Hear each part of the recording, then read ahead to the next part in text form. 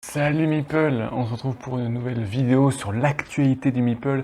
Je ne pensais pas revenir si vite puisque la première vidéo de ce format, c'était à peine il y a 15 jours. Donc je vous promets pas de faire de vidéo sur ce format tous les 15 jours, mais là il y a encore beaucoup de choses à dire. Donc je ne pouvais pas manquer de vous retrouver si vite. Et je vais commencer par quelque chose dont vous attendez tous, c'est le résultat du concours des 1000 abonnés. Alors avant tout, un grand merci à tous pour avoir participé et puis un grand merci pour votre soutien, pour vos messages, pour tout ce que vous m'envoyez. Bon, malheureusement, il n'y a que 3 vainqueurs dans ce concours, donc 3 qui vont être heureux. Et puis pour tous les autres, j'espère qu'il y aura d'autres concours, d'autres chances de gagner des lots, mais en tout cas un grand merci. Alors sans plus attendre, pour pas vous faire attendre trop longtemps, voici les résultats. Alors le premier lot, donc le lot d'une boîte de Aftermath, le Cataclysme, que je vais offrir moi-même, c'était tiré au sort parmi tous les abonnés de la chaîne, et c'est Eddy Rochet. Voilà, je vous mets votre nom là, si c'est vous, Eddy Rochet. Et contactez-moi, c'est vous qui avez gagné cette boîte d'Aftermath, elle est pour vous. Donc je vous attends un petit message sur mon Facebook du Meeple Reporter ou sur mon mail que vous avez sur le blog. Voilà, contactez-moi, qu'on puisse caler ça pour que vous le receviez la boîte le plus vite possible.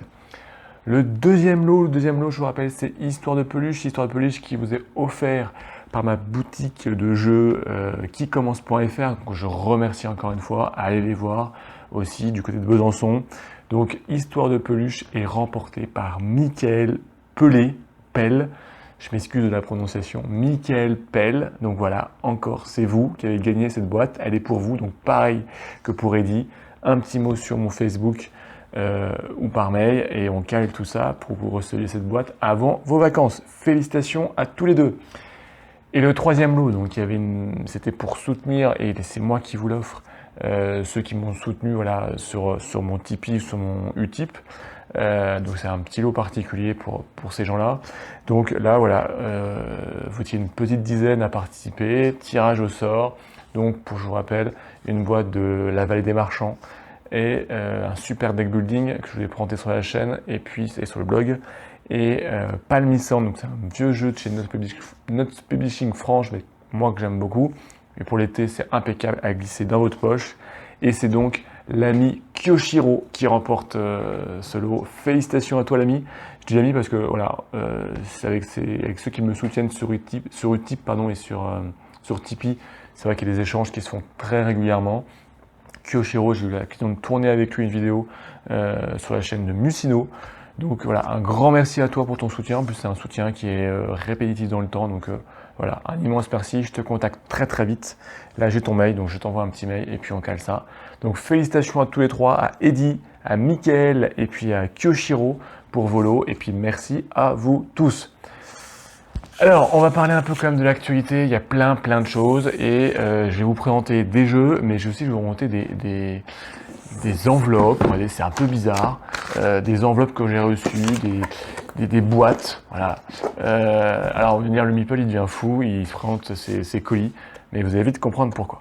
Alors, on va commencer. Alors, comme toujours, je vous mets dans la description les liens pour séquencer la vidéo si vous voulez voir que l'actualité des Kickstarter, si vous voulez voir un peu mon actualité sur les présentations à venir. Voilà, il y a tout plein de choses, donc voilà, pour aller piocher ce qui vous plaît.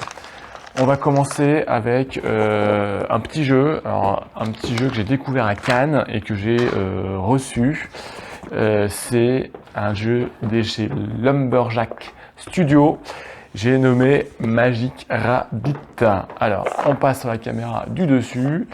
C'est un jeu toujours dans cette boîte alors c'est la gamme des Coffee Break, oui voilà. Donc petite boîte, moi je trouve ça assez sympa. Donc comme ça met bien en avant l'illustration. On ouvre, c'est aimanté, et puis on retrouve les infos sur le jeu. C'est un jeu. Alors on peut jouer en solo, mais voilà, moi je le conseille surtout 2, 3, 4 joueurs. C'est un jeu coopératif. Je vous présenterai ça plus longuement sous forme de vidéo ou d'article, mais je voulais vous montrer un petit peu de quoi il en retournait pour y avoir joué à Cannes avec Arnaud Ludepat et puis Xavier du studio. Alors avant ça, on m'avait fait la remarque d'ailleurs à une des vidéos précédentes, je veux faire attention aussi à citer l'auteur. Les auteurs, c'est important, il faut soutenir tous ces créateurs. Donc là, c'est Julie Dutoit, Romaric Gallonnier, Ludovic Simonet et Cécile Ziegler qui sont les auteurs de ce jeu, de ce très bon jeu. Alors, qu'est-ce qu'on retrouve? En fait, c'est un jeu qui se joue en 2 minutes 30. Dans ce jeu, on va retrouver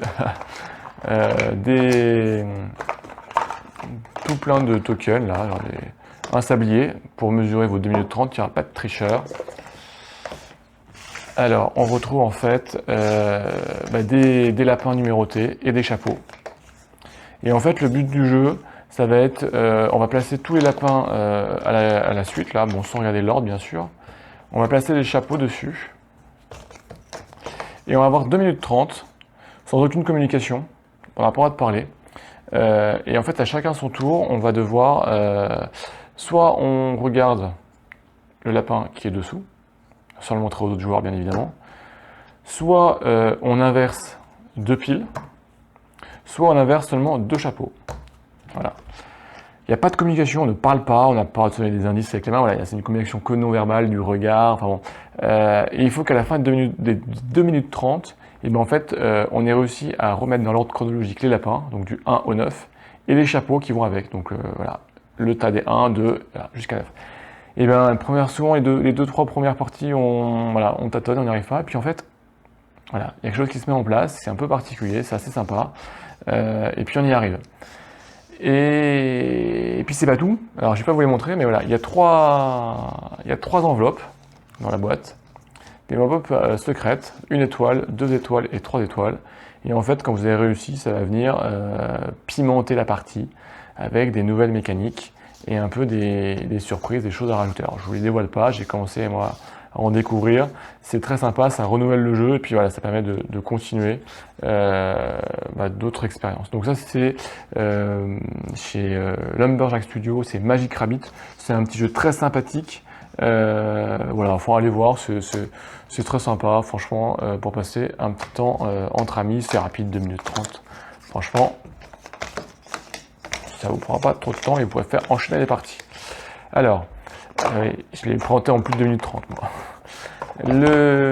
Tiens, on va ranger tout ça correctement. Après, je voulais vous présenter rapidement, et on va en parler alors, un peu plus tard, je pense, sur la chaîne.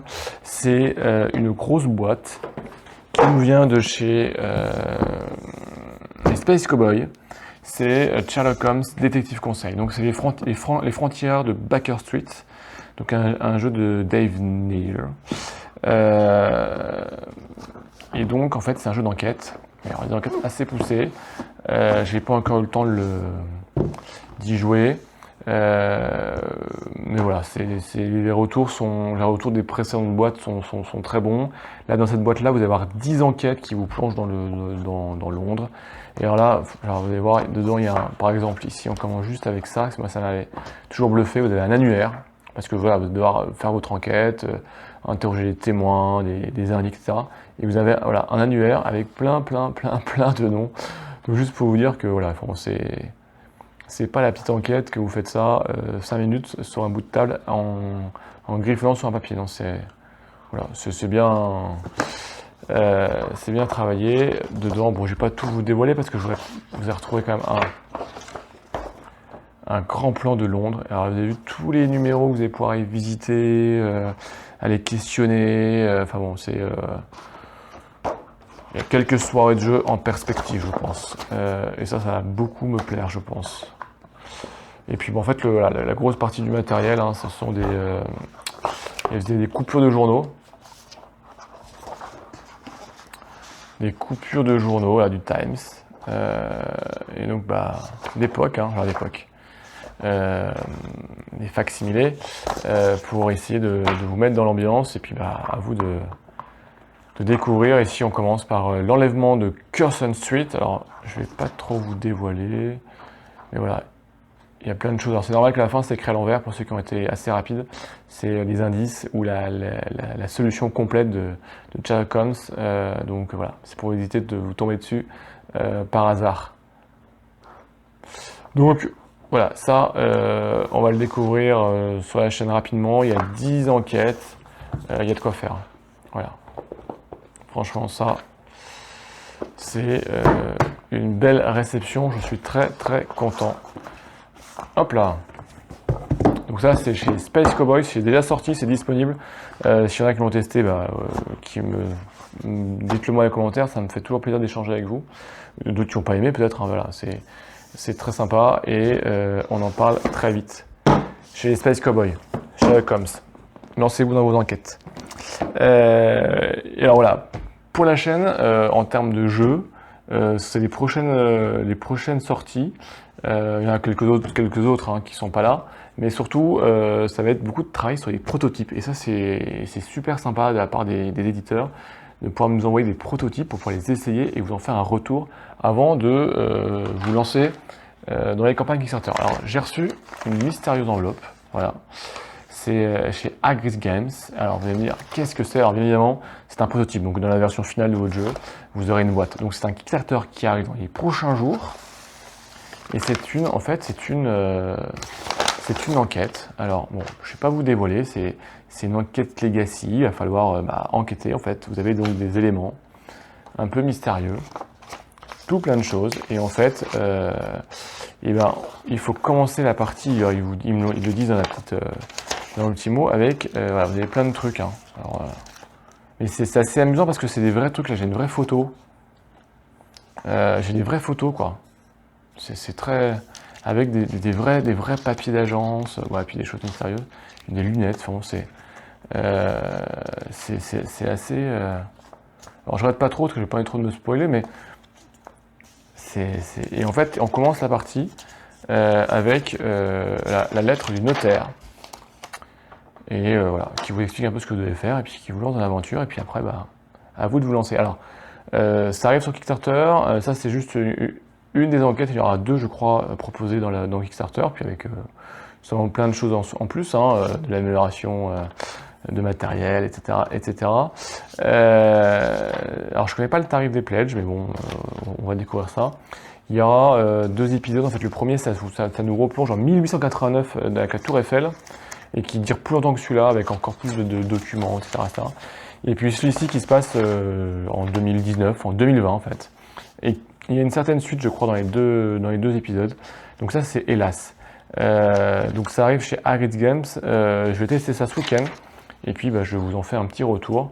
Mais voilà, moi, ça m'a titillé, comme on dit. Et c'était leur 2e Kickstarter, si je me trompe pas. Donc je remets ça dans l'enveloppe. Voilà, c'est un peu comme si vous recevez une enveloppe mystère chez vous. Et puis, vous devez découvrir ce qu'il y en est. Il y a un autre Kickstarter qui est en cours, celui-ci. C'est World Wide Tennis. C'est un jeu de 1 à 2 joueurs, un jeu de tennis. Alors là, c'est un proto que j'ai reçu et puis d'ailleurs, on dirait un vrai jeu. Le Kickstarter est lancé pour un mois. Je vous ferai une vidéo de présentation spécifiquement sur ce jeu-là. Mais voilà, on va juste regarder rapidement ce qu'il y a dedans. Alors là, je l'ai en mi-VO, mi-anglais, mi-français. Le jeu sera proposé en anglais et en français, hein, donc il n'y a pas de souci. En fait, c'est vraiment un jeu de tennis, hein, donc si vous n'aimez pas le tennis, n'y allez pas, enfin bon, ça vous plaira pas trop. Les règles, elles sont en français, en anglais. C'est plutôt pas mal pour mes premiers tests, hein. Moi, j'ai pas mal accroché. Bon, j'aime beaucoup le tennis. Donc vous avez un plateau, bien sûr, deux scores. Alors déjà, ce qui est sympa, moi je trouve, c'est que on se retrouve avec des terrains de tennis double face et vous allez pouvoir simuler l'herbe en intérieur, je crois, en extérieur et puis sur terre battue. Donc différentes surfaces avec les conséquences, hein. Puisqu'en fait, ici sur le terrain de tennis, on retrouve quelque chose de très simple, hein, le filet au milieu, les 2 zones de volley à droite à gauche, et puis ici le fond de court avec 3 zones, hein, pour le jeu, une à droite, une au centre, une à gauche. Et puis voilà, on va se renvoyer la balle. Alors il existe un jeu de tennis, c'est une forme de pichenette, là pas du tout. C'est un jeu en fait avec un deck, chacun a le même deck. On a des services, 6 services de base en fait. Hein. Donc ça, les services de base, on les a tout le temps devant nous. Le joueur qui engage, il choisit son service. Ils sont plus ou moins, il y a une plus grande difficulté ou des très faciles, mais à vous de voir. Donc là, c'est un système il y a un peu de hasard, c'est un système de vous lancer un dé de 20. Il faut faire une valeur qui est supérieure. Donc là, un supérieur à 2, c'est un service très facile. Service à 13. Et que vous pouvez en plus complexifier en mettant de l'effet, en faisant du lift, en fait des slices. Bon, c'est assez poussé. Et en fonction de ce que vous faites, il y aura ça sera plus compliqué en fonction de la surface, parce que là, vous voyez, il y a des surfaces qui sont représentées avec des différents numéros. Voilà, il y aura un système de malus pour le joueur en face pour renvoyer son coup, etc. Et alors, comment ça se passe quand vous avez servi? Parce que une fois avoir un service, c'est bien, mais c'est pas suffisant. Et ben en fait, vous avez un deck là de cartes. Vous avez des cartes basiques dans votre main, 6 cartes. Et ici, ce sont des cartes que vous allez piocher au fur et à mesure. Et pour chaque coup de jeu, genre échange, vous aurez de 12 cartes en main. Et puis en fait, vous allez jouer des cartes les uns à la suite des autres. Là. Alors bien sûr, il faudra se placer dans la bonne zone par rapport à où ce que la balle est arrivée. Donc vous pourrez, si la zone est loin, il faudra dépenser des cartes pour la fatigue. Sinon, vous pourrez jouer une carte qui correspond au coup que vous allez jouer. Et alors, en fonction du coup que vous allez jouer, s'il est difficile, s'il est facile, et ben il sera soit réussi automatiquement, soit vous devrez faire un test, etc., etc. Alors après, vous avez un système des joueurs, puisqu'on a 4 joueurs dans la boîte de proto. Vous avez Rafael Nadal, bien sûr, Bogdan, Roger Federer. Et André, alors lui, je ne sais plus qui c'est, c'est que des joueurs connus. Donc ils ont chacun aussi leur difficulté, leur capacité, qui fait que ça peut vous aider sur certains coups. Voilà, et on renvoie la balle jusqu'à ce qu'un joueur n'arrive pas à se déplacer pour aller récupérer la balle, n'ait pas la bonne carte pour jouer, ou fasse une faute de jeu, ou décide de ne pas jouer parce qu'il veut garder ses cartes pour la suite. Voilà. Et après vous pouvez jouer en un set gagnant, en un match, ce que vous voulez. Donc ça c'est chez alors l'éditeur, mais c'est World Wide Games, hein, tout simplement. Ils ont fait un jeu comme ça de foot, je crois. Et donc là c'est le tennis. Il y a un mode solo, mais sinon c'est 2 joueurs, quoi. Hein. C'est assez rapide. C'est parti, c'est quasiment financé, je crois. C'est un jeu par Guillaume Luton en termes de mécanique. Et puis en termes de design, c'est Nicolas Ferru. Alors moi je le reconnais tout de suite. Je suis pas trop fan du design de la boîte, voilà, de ce côté années 70-80. J'aurais préféré vraiment je sais pas, j'accroche pas trop avec le design de la boîte. Après, dans les cartes, ça se retrouve pas du tout, hein, puisque ce sont que dans vos cartes. Vous n'avez que en fait le terrain qui est à chaque fois représenté, avec en jaune la partie où vous êtes et où doit se trouver la balle, et la partie en rouge, la partie où vous allez renvoyer votre balle. Donc, genre là-dessus, il y a voilà. C'est très sobre, mais c'est très compréhensible. Et puis, il y a un paquet de cartes. Donc, chacun a son même deck. Voilà, donc ça, c'est en cours. Vous avez 1 mois pour vous lancer. Amateur de tennis, allez jeter un œil. Amateur de jeu aussi, bien sûr. C'est vraiment pas mal. Je vous en reparle très très vite. Pareil sur la chaîne, avec une petite vidéo. Worldwide Tennis. On va essayer de rien oublier. Tac.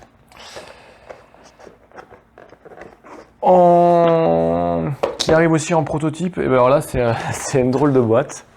Donc c'est quand même le 3e prototype, donc c'est vraiment une bonne surprise. Alors là c'est une boîte, bon, il y a une vraie boîte de jeu encore une fois. Alors c'est en VO la proto, mais vous l'aurez en VF. Voilà, alors on va l'ouvrir. Alors c'est que du matériel de prototype là par contre. Donc là on est vraiment c'est une carte en plume. Alors, je vais vous montrer quand même. C'est Shadows Kingdoms of Valeria. Donc c'est dans le monde de Valeria. Il y en a plusieurs qui sont sortis de jeux différents. Donc là on va incarner les monstres en fait. Et on va essayer de voir gagner des points de victoire. Alors, comment ça fonctionne? Je vous montre un peu le matériel en fait. On va chacun avoir ici un plateau de joueurs en fait. On va aussi avoir un petit genre une zone de campagne en fait, chacun. Donc bon, là c'est du carton plume, hein. Donc ne vous inquiétez pas, c'est du prototype. Voilà. Donc là il y a pour différents joueurs. Donc ça va jouer avec des dés, et on a surtout, alors je le cherche parce qu'il est au fond de la boîte je crois.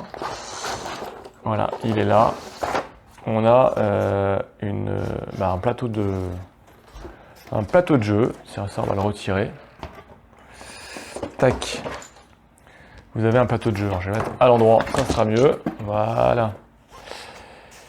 Et en fait, ici, vous avez 5 zones de jeu. En fait, et ça va jouer avec des dés, en fait. Alors, je vous expliquer ça dans une vidéo. Hein. Vous avez des différentes couleurs. Vous avez des bleus, des gris, des marrons, des rouges et des verts. Donc en fonction du nombre de joueurs, il y aura un certain nombre de dés. En fait, on va mettre des dés dans les différentes zones là. Bon là, je mets ça complètement au hasard. Tac, tac, tac, tac, tac, tac. Et en fait, chacun son tour, on va aller récupérer. Alors, il y a des cartes aussi, j'ai tout montré. Hop, on va tout sortir.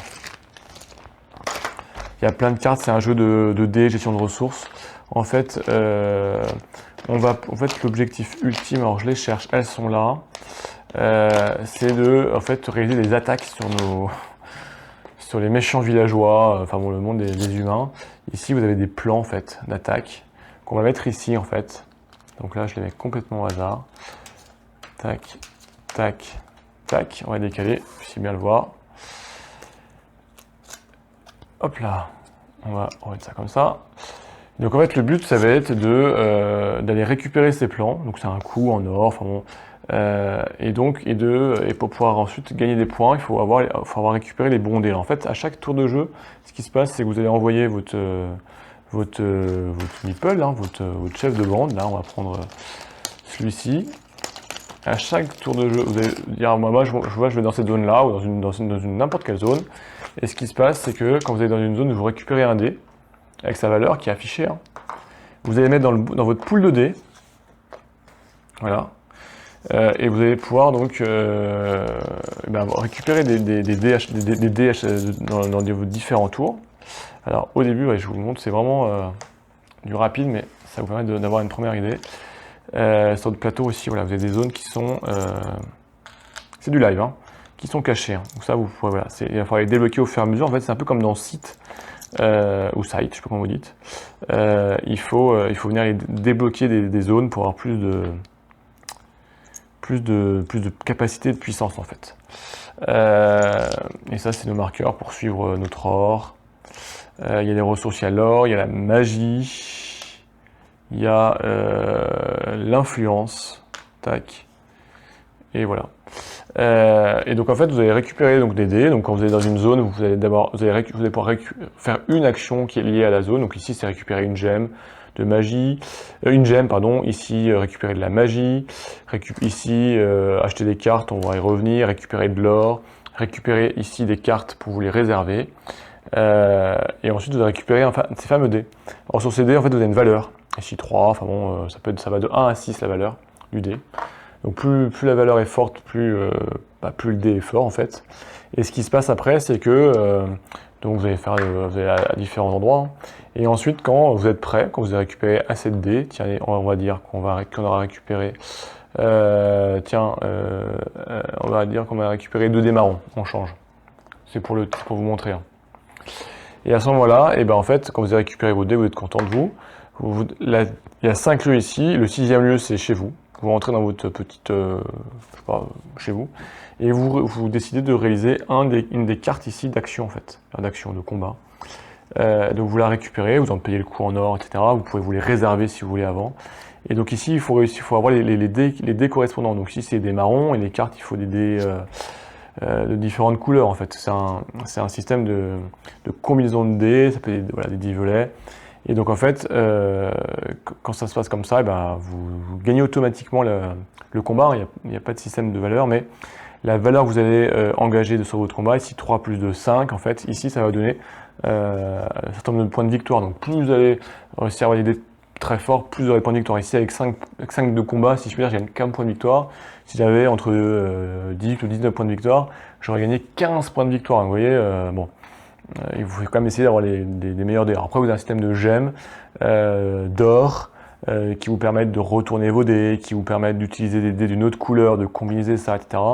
Et en plus de ça, ici, je ne les ai pas sortis, mais vous avez tout un système de champions que vous allez pouvoir acheter. Et en fait, en les achetant, ça vous donne des bonus soit immédiats, soit des bonus permanents, soit des bonus en fin de partie pour maximiser encore vos points de victoire. Et c'est un jeu, voilà, on prépare, on gère ses ressources. Puis quand on résolve une action comme de celle-ci, là, une action d'un plan d'attaque en fait, et ben on a le droit d'enlever un petit jeton, donc ça nous permet de débloquer. Ici je peux avoir, au lieu d'avoir que 3 dés réservés, je peux en avoir 4. Et ici je débloque ici, je peux remonter plus haut pour avoir plus d'or, etc. Enfin bon, voilà, donc on vient se développer, on vient s'améliorer.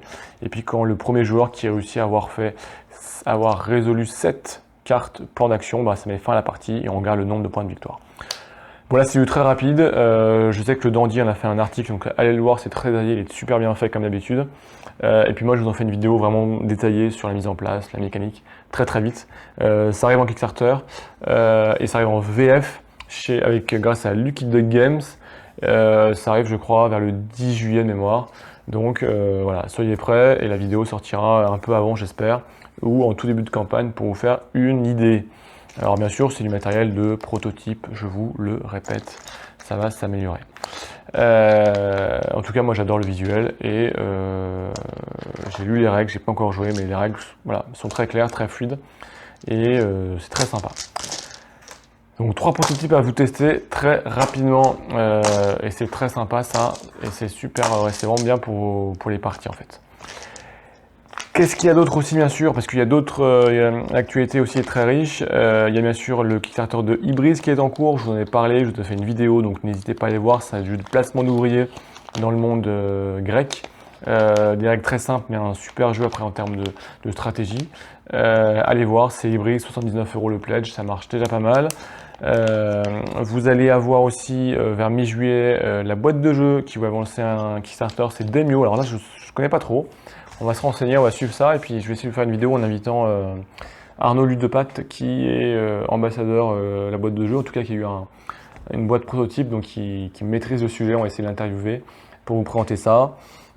Il y a un autre Kickstarter qui a été lancé, là, il a eu 3-4 là en quelques jours, c'est Ragnarok Star.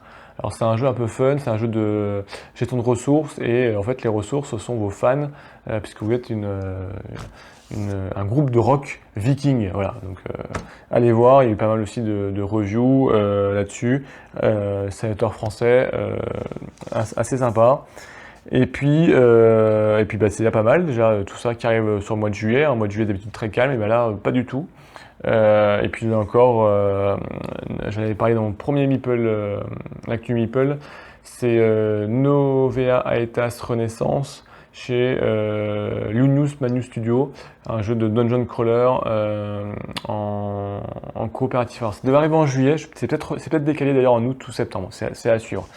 Ça permet de souffler, même si le mois de septembre va être encore très chargé. Puis en plus, il y a Mythic Game qui va revenir, on ne sait pas trop quand, bon, sûrement après l'été, hein. Pas tout de suite, mais qui commencent déjà à teaser leur prochain Kickstarter. Donc c'est Dark Dungeon, je crois, c'est tiré d'un jeu vidéo, ils ont juste lâché le teaser aujourd'hui.